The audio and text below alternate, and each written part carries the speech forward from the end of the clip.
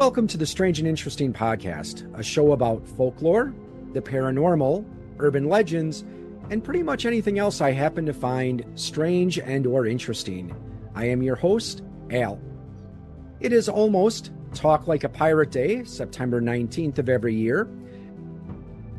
As a special guest for today's episode, I have Dr. Rebecca Simon, who is a historian who specializes in pirates. So first, I'd like to welcome you to the show. Thank you for joining me today, Doctor. You're welcome. Thank you so much for having me. So why don't we start with an introduction, if you could tell the audience a little bit about yourself and how you got interested in pirates. Sure. Yes, my name is Rebecca, and I did my PhD about public executions of pirates in the 16 and 1700s in the Caribbean and North America. And I've written 3 books about pirates: Why We Love Pirates, The Hunt for Captain Kidd and How We Changed Piracy Forever; Pirate Queens, The Lives of Anne Bonny and Mary Read; and most recently, The Pirates Code, Laws and Life Aboard Ship, which will come out in paperback this fall. So otherwise, I live in a small little beach town, sort of on the edge of Southern and coastal California, and I teach in Los Angeles. I teach at Cal State Northridge and also at Santa Monica College. And otherwise, yeah, you can find me on social media. And I do TikTok, and you can find me doing pirate videos on there. And I got into pirates because I was studying colonial America and the Atlantic world when I did my master's. And we read a book called Villains of All Nations by Marcus Rediker.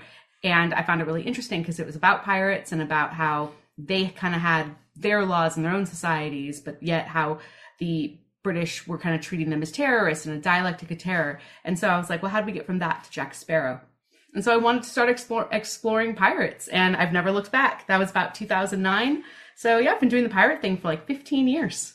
Nice. So it sounds like the interest in pirates was more later in life. So when you were younger, did you have a lot of interest in pirates back then? Or is it just something that, yeah, you knew about them, but it wasn't something that you really did a lot of reading up on? More the latter, honestly. I'm from Southern California, and I grew up going to Disneyland once a year, and my favorite ride was Pirates of the Caribbean. I just love water rides, or it's not really a water ride, it's just on the water, but I love the water, I love the ocean, and so I just always really enjoyed that one. And plus also, Southern California gets so hot, it's nice and cool inside that ride. Yeah. I loved the Pirates of the Caribbean when it came out in 2003 in theaters. I saw it like 3 times. I just thought it was so fun and so awesome. But other than that, I never thought pirates could even be a form of academic study at all whatsoever. I was actually quite interested in looking at kind of family structures in colonial America and print culture. And I also had a huge interest in the classics and ancient Greece and Rome. So I honestly never thought I'd get into maritime legal history and piracy. But it's funny, so I always encourage students. I'm like, do something you might not expect, or do something that maybe you wouldn't normally do, because that subject might end up interesting you much more than you think. Yeah. And it's interesting that you brought up like Greece and Roman times, because while I think a lot of people, when they hear the word pirate, they're probably thinking of Pirates of the Caribbean with the tricorn hats and the cutlass, but piracy actually does go back much further than the golden age of piracy in the Caribbean. Yeah, piracy goes back all the way to the ancient world. Pretty much as soon as people began doing trade over a body of water, you start running the risk of piracy. But the difference is, back in the ancient world and the classical world, and pretty much up until about the 16 and 1700s, the vast majority of piracy were usually people working for governments in some sort. Sometimes they might be going rogue and doing it on their own, but they were ultimately, a lot of them were working for a society or a government. There are some people who argue that the only real pirates, those who operated completely outside of the law and society, were the ones in the 1700s, the Pirates of the Caribbean pirates. But it's, we have cases going back thousands of years. The Sea Peoples, who destroyed pretty much the entire Babylonian Empire in the ancient world.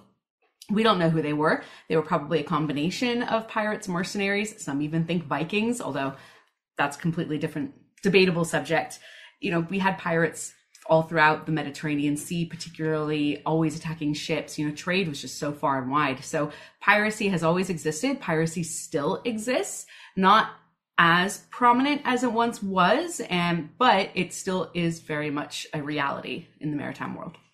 Yeah, because I've heard of, I think a lot of people have probably heard of the Somalian pirates and the ones that are active off of the coast of Africa. Are there any other places that are considered pirate hotbeds in the modern world?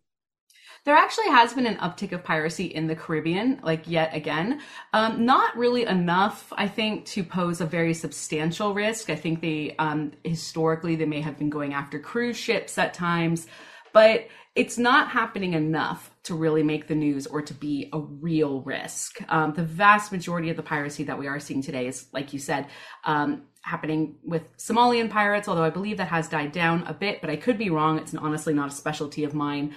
And I know piracy has increased off the coast of Africa, but again, I'm not really quite sure how much. But to the extent of my knowledge, I don't study modern piracy, so I'm not going to lie, I'm not very up to date on it. I should be, but I'm not. But it's true, piracy still is very much alive today. Now, you mentioned the Sea Peoples, and I remember hearing about them, and I think it's fascinating that, as you mentioned, there's not really much known about them.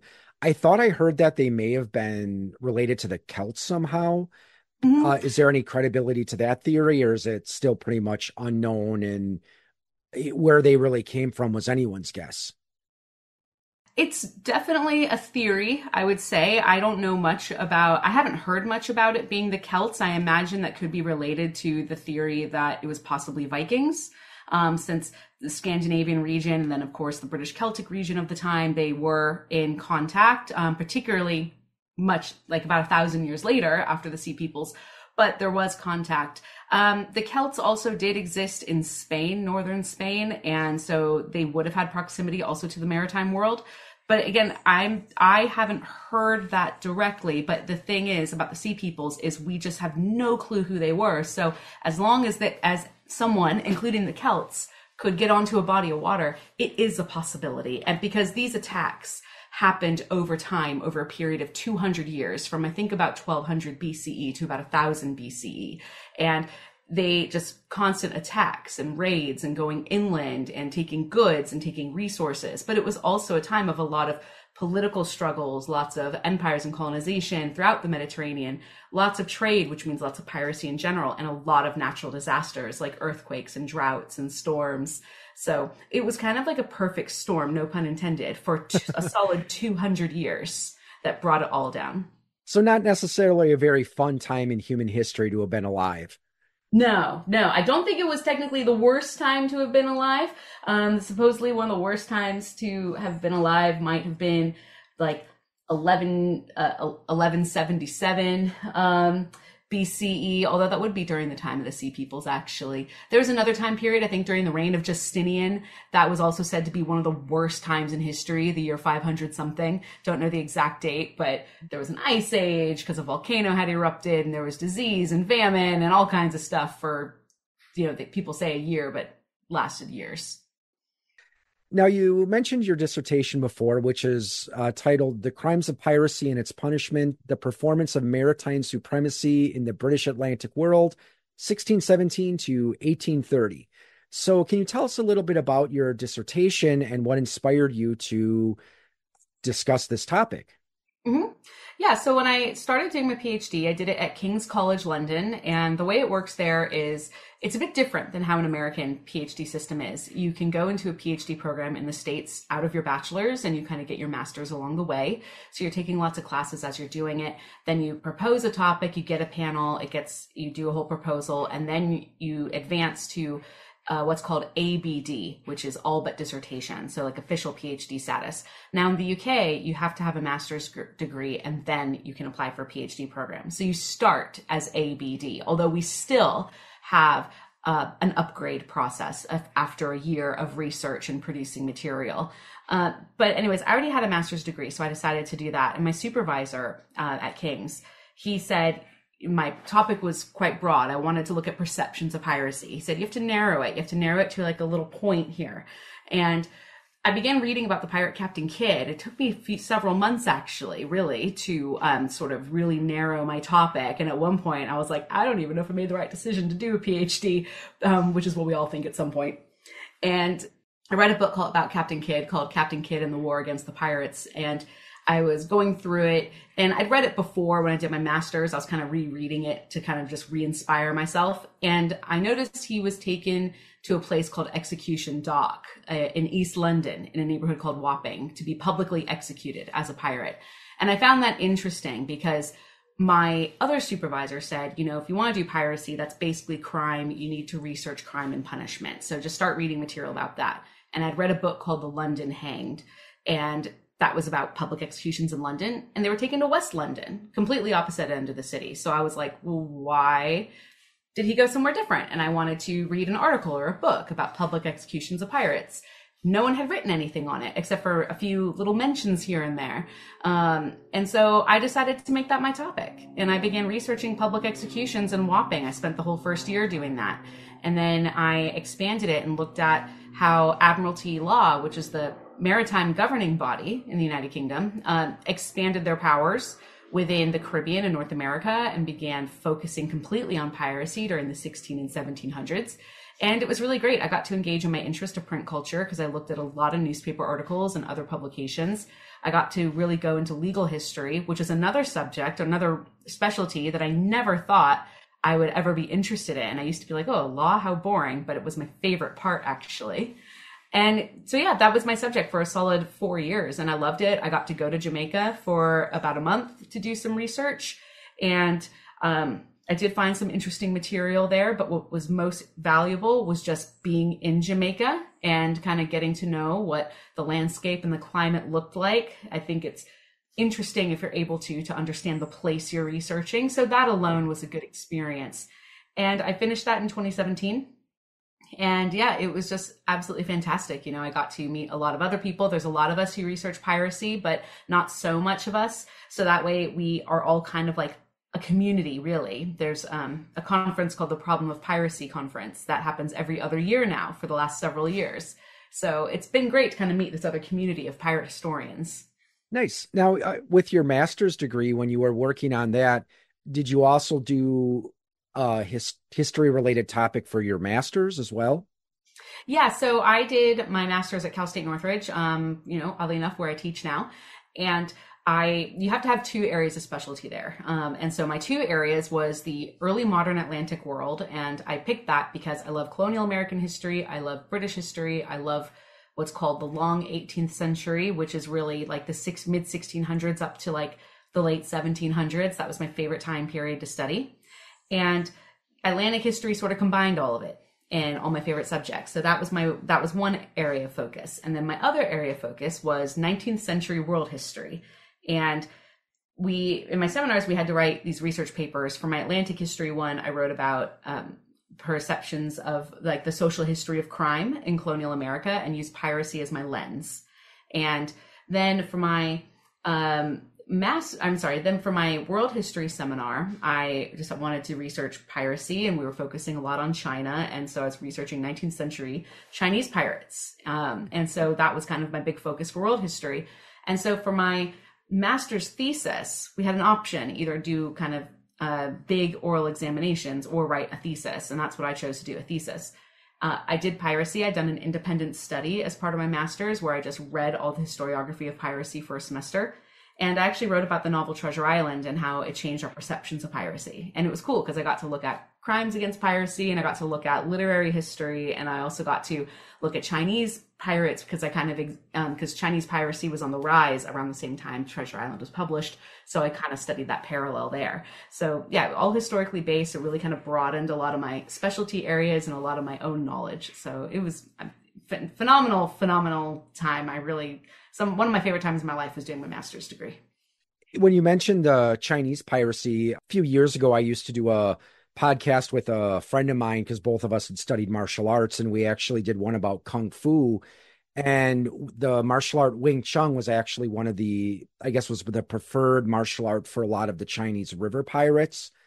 Because we were talking about with Kung Fu, how there's the differences between the northern styles and the southern styles. And I think it's the southern one is one that's the rougher terrain and has the more river travel. So like the specific style of Wing Chun was well suited for that because it was focused on, a little bit lower stance and more narrow narrow stances as well, which you would need in like those unstable grounds and on fighting if you're going to be fighting on a boat.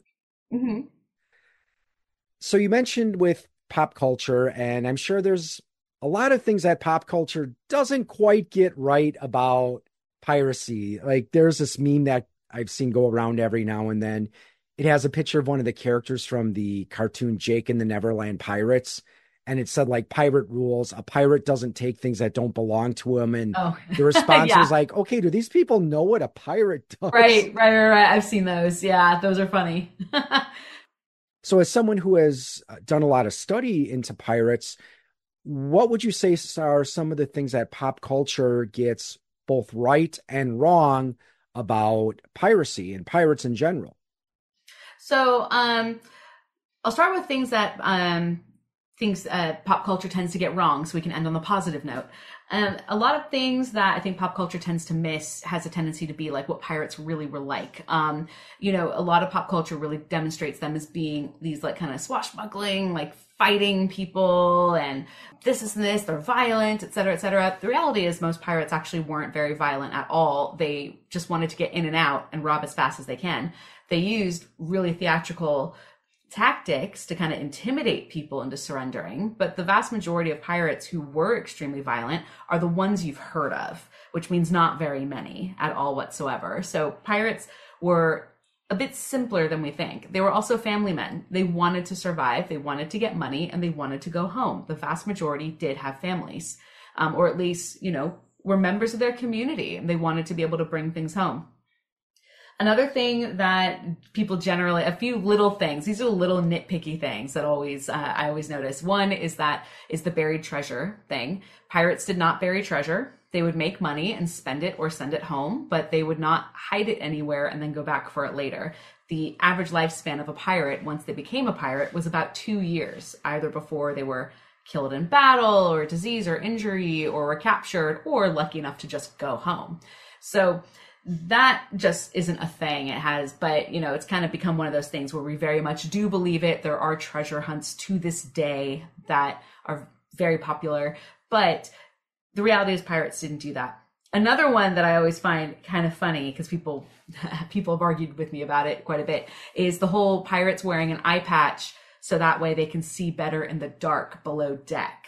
The idea being you've got one eye that's dilated, so you've got one eye already adjusted. That was not the case. Pirates when they're fighting on a ship, they're on the top deck. That's where all the fighting is taking place. People are not running around going below deck. It's too chaotic. It is too dark for that. And the only time people really went below deck was when, let's say, a pirate won, and then the pirate quartermaster would go and into the hold, check out what items they had, and then make decisions about what to take. It was actually a lot more orderly than we think. If pirates had an eye patch, it was for the same reason most people have an eye patch, for aesthetics, because they've probably lost an eye, which wouldn't be too uncommon. This idea, I'm actually not sure where the idea came about. I think Mythbusters tried it and they found it to be inconclusive. I think it was attempted. I read somewhere, I don't remember where, not too long ago, that it was attempted during World War I in like one of the navies to see if it was true. But again, it's not. You can't fight really you can fight with an eye patch, but it's difficult because your depth perception is off. You go into the dark all of a sudden, your depth perception is off. So yeah, that's a big myth that I was kind of run into. Yeah, and here for a few years now, I actually thought that was actually true because I thought I saw it in like a museum or somewhere. But I remember hearing that the reason that the pirates supposedly had the eye patch, if it wasn't because of a lost eye, it was for the reason you mentioned, where they thought it was to keep an eye dark adjusted. I didn't know that was actually false. Yeah, it's a myth. And I don't know where the myth came from. The whole myth of buried treasure comes from Captain Kidd because he claimed to have hidden the goods he had stolen when he hadn't. So that has a historical basis to create a rumor. I actually don't know where the pirate eye patch idea came from, but that's a really big one. Yeah, and with the buried treasure, it's like, you think about it, how much sense that makes. It would be like if every time you got your paycheck deposited, you took out 50% of it and buried it in your backyard somewhere. It's like, okay, what good is it going to do you back there? Right. Right, exactly. The only time that maybe you could find like pirate quote unquote treasure would be from a shipwreck. That's really the only time. In terms of things that I think a lot of pop culture does well, I think recently over the years, they have really shown the diversity within a pirate crew. I thought that was done very well on Our Flag Means Death and in the show Black Sails, and also in the Pirates of the Caribbean franchise. A pirate crew was extremely diverse. People from all over, all races. There were women on pirate ships, not very many, quite rare, but it did exist. So I like seeing that inclusion.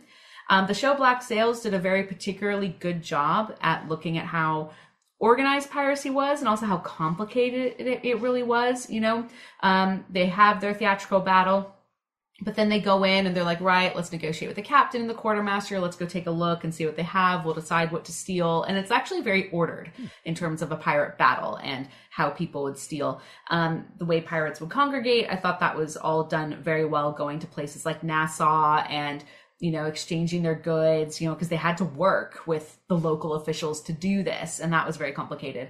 I also really enjoy what Disney has done in terms of maritime mythology in the Pirates of the Caribbean franchise. I think they've really played up a lot of maritime superstitions quite well and really made their films rich. If there's one thing Disney, I think, does very well is researching mythologies and that sort of stuff and putting it into films pretty authentically. And they did that very well in the Pirates of the Caribbean movies.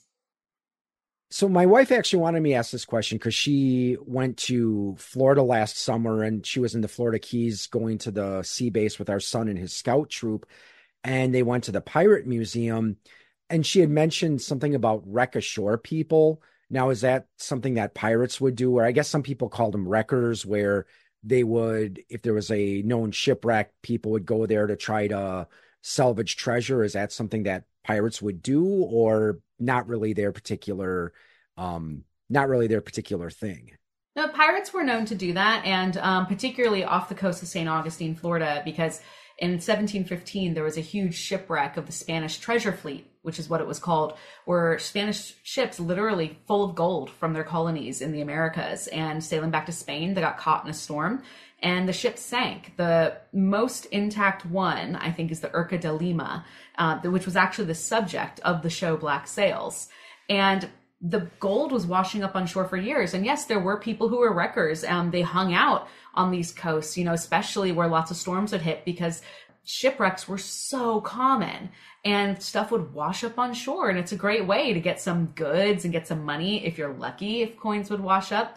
But you can find all kinds of artifacts. And yes, there were some pirates who would participate in this. Many did go after the shipwreck of the Urca de Lima. But the thing is, it is quite risky because you're also getting local officials coming in, because they're usually saying, no, this is now the property of the government. This has to go back to the government where all this was intended to go. And so pirates would sometimes go after those areas. But again, you have to look at risk versus reward. But wreckers were much more common than actual pirates in terms of going after a lot of shipwrecked items.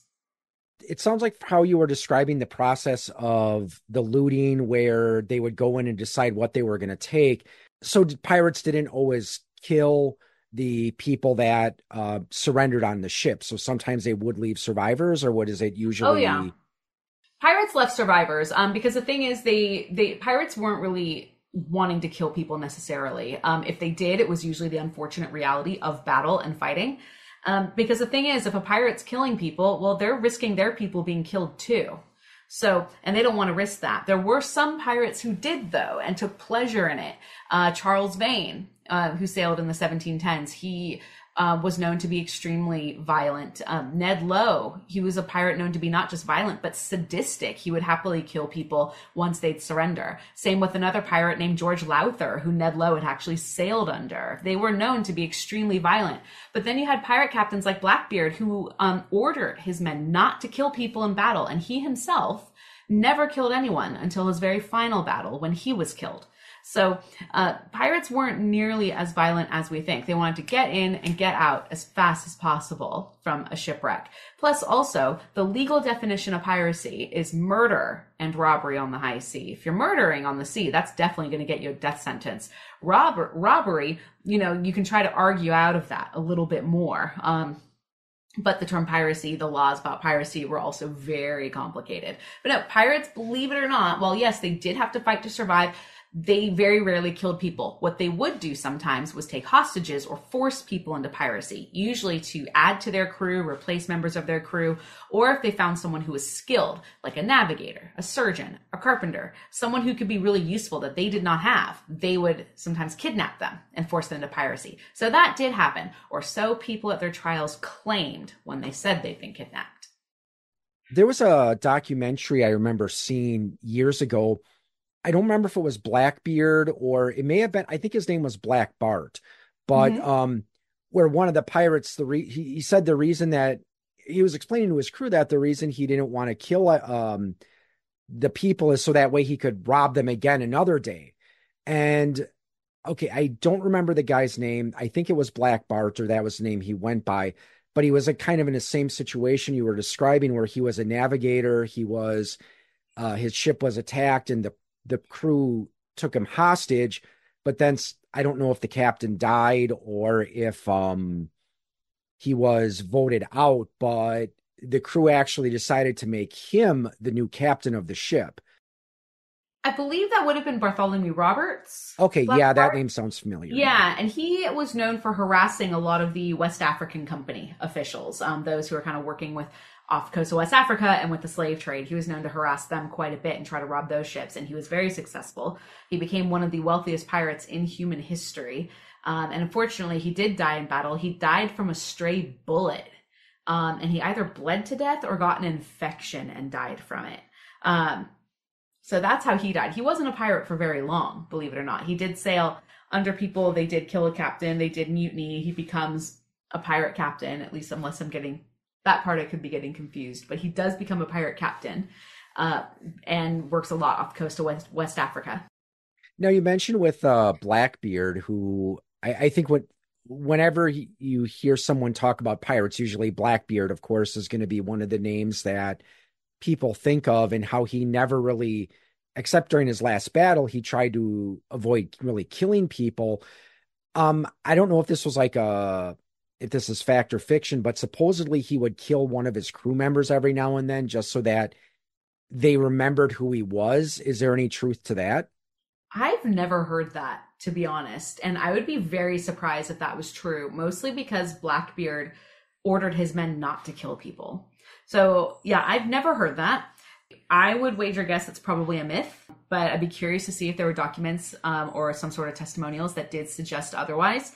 What I know he did do, the worst I know he did to people was, a lot of people believe like, oh, Blackbeard, he rescued enslaved people. And that's because he caught a slave ship, made it his own ship. And there were about 160 enslaved people on that ship, and he absorbed them into his crew. So a lot of people are like, yes, he freed enslaved people. But later on, he actually does sell them as at a slave port. And so then there's the argument, oh, he participated in the slave trade. That's a big debate right now. Did pirates participate in the slave trade? I don't necessarily believe pirates actively participated in the slave trade itself, but what we have to understand is that enslaved people were seen as cargo. And so pirates counted them as cargo. Blackbeard only had a bunch of enslaved people because he happened to take a slave ship. That was extremely rare for a pirate to be able to do. But there were cases where there was listed inventory of what pirates had stolen, and it would sometimes list an enslaved person because they were counted as cargo. So that I know Blackbeard did do, but I haven't heard about the idea that he killed a crew member every once in a while. That's interesting. Yeah, or if it may have been a different one. It may have been a different one. I might be misremembering, but I thought it was Blackbeard. So, now, not including media made specifically for children, have you ever seen a fictional depiction of pirates that was so bad that you just kind of cringed and wanted to yell at the TV or movie screen? No, that's not right. I'm going to get a lot of hate for this, but I could not stand Our Flag Means Death.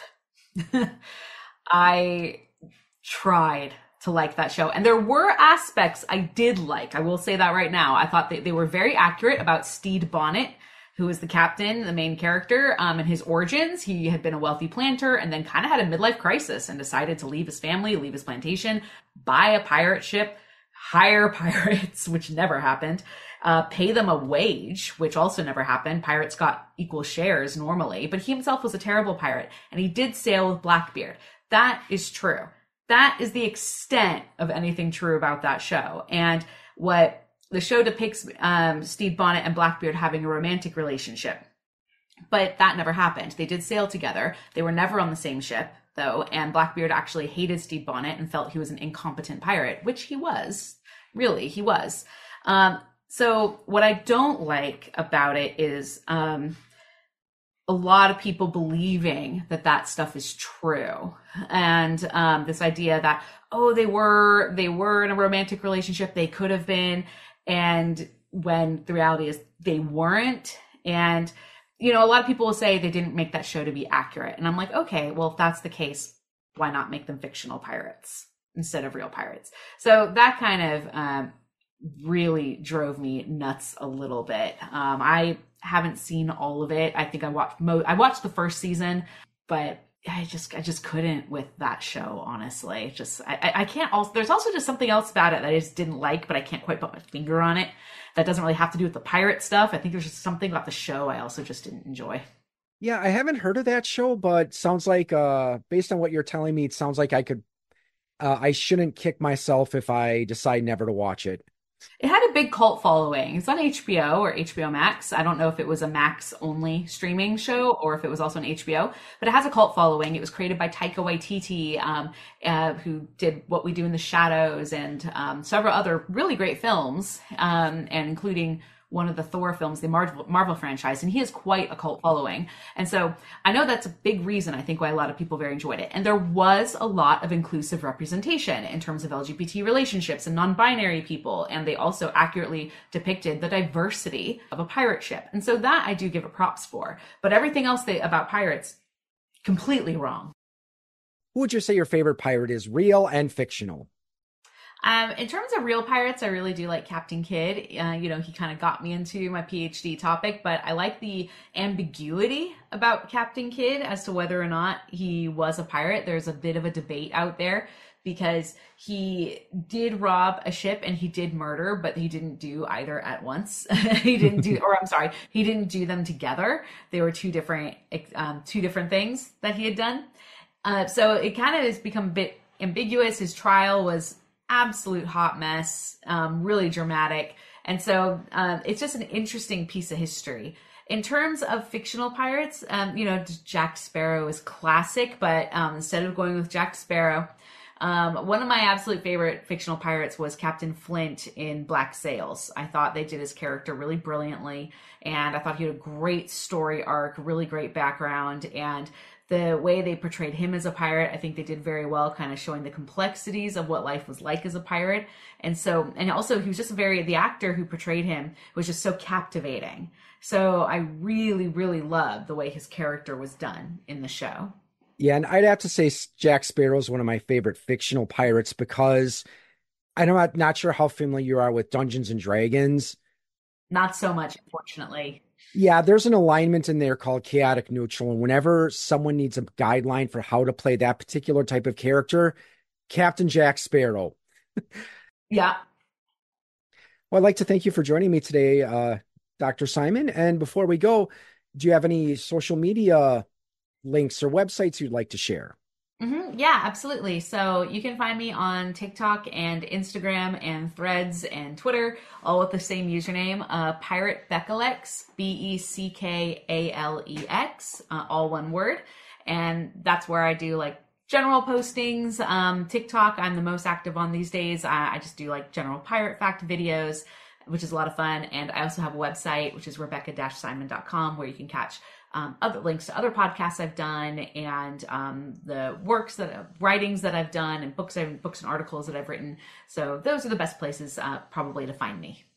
Well, I'd like to thank everyone for listening. And until next time, stay strange and stay interesting.